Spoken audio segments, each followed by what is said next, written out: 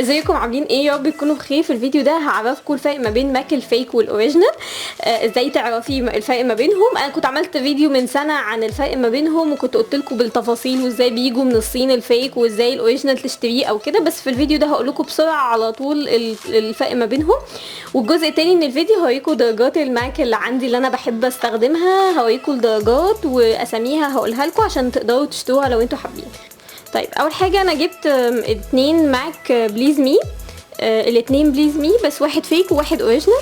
انا يعني مش هبص اشوف مين فيهم الفيك والاوريجينال، انا هعمل يعني هلخبطهم على بعض كده من غير ما اشوف مين فيهم الاوريجينال والفيك. من الوزن ده اتقل من ده خفيف، فبالتالي ده ماك الاوريجينال.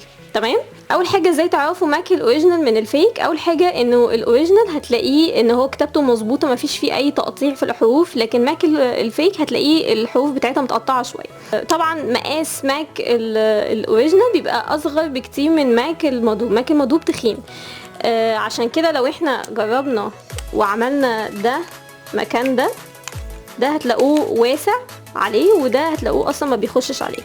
طيب زي ما انتم شايفين يعني انا مش هتكلم باين قوي فين الفيك والاوريجينال. الفيك هتلاقوه بيبقى بعيد عن الحته دي في مسافه كبيره، بلس انه السي كبيره فالفونت كبير. لكن ماك الاوريجينال بيبقى قريب من الحته دي والفونت بتاعه صغير. الاوريجينال زي ما انتم شايفين هتلاقوا الكتابه متسنطره مظبوط، مفيش فيها اي مشكله. لكن الفيك هتلاقوا الكتابه يا اما رايحه يمين يا اما رايحه شمال. هنا عندي زي ما انتم شايفين هي رايحه شمال شويه.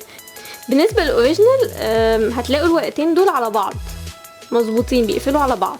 بالنسبه للفيك بقى عايزه اوريكم العلبه دي. العلبه مش بيقفلوا على بعض اصلا. طيب هبتديلكم باول درجه انا بحبها من ماك اللي هي اسمها روسيان ريد. هوريها لكم.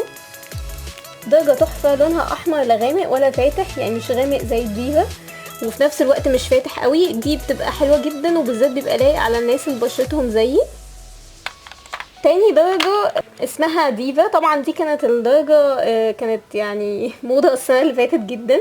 كنتوا تروحوا سيتي ستارز تلاقي كل البنات ضاربة اللون ده، بس يعني ما اعتقدش ان انا ممكن احطه تاني لانه هو انتشر، يعني بقى بنات كتير قوي بيستخدموه. فممكن استخدمه لما يبقى عندي مثلا جوسك، عايزة مثلا اتصور صور في جوسك ستايل او كده. هو حلو جدا جدا جدا. في برضو ماك ستادد كيس، ده انا برضو بحبه قوي. ماك ستادد كيس احلى حاجه فيه ان هو يعني قالب على احمر شويه. انا مش عارفه هيبقى باين في الكاميرا ولا لا، بس هو بيبقى قالب على احمر شويه، لكن ده قالب على بني شويه، فبالتالي بالنسبه لي ده افتح من ده. عايزه اوريكم مثلا ايه تاني. التويج ده تحفه. هي دي الدرجه بتاعته تحفه، انا بحبه جدا بصراحه. ايه تاني عاليه، ايه تاني عاليه. طبعا اللي بعشقه ماك اللي هو الفيلفت تيدي. هو درجته قلبة شوية على يعني في الإضاءة أو كده، أوقات بيج وأوقات بتلاقيها بني، فمش عارفة بيبقى يعني درجة منهم. بس هو بيبقى يعني أنا بحبه لأن أوقات كتير بيقلب معايا على بيج جدا. فيلفت تيدي من الليبستيكس اللي هي اشتهرت جدا. في بليز مي. عايزه اوريكم برضو بليز مي. بليز مي من الدرجات الفاتحه جدا، وبيليق على الناس اللي هي بشرتها بيضه. بس ممكن لو انتي يعني بشرتك زيي بتحطي الاول درجه غامقه وبعدين بتفتحيها من النص بالدرجه دي، بيطلع حلو قوي. يعني في ريبل اللي هي درجه كان في بنات كتير بيسالوا على النت عليها، اللي هي الدرجه الغامقه.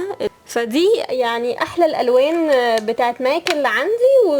ويعني لو حد عايز يشتري ماك درجة جديدة، فدي ممكن الوان يفكر فيها حلوة قوي، وانا جربتها يعني. ومعظم المودلز او الناس اللي بيحبوا يعملوا بيوتي شوتس كتير بيستخدموا معظم الالوان دي. يعني هي دي الالوان اللي دايما بيحبوا يستخدموها، وهي مشهورة يعني الناس كتير بتستخدمها.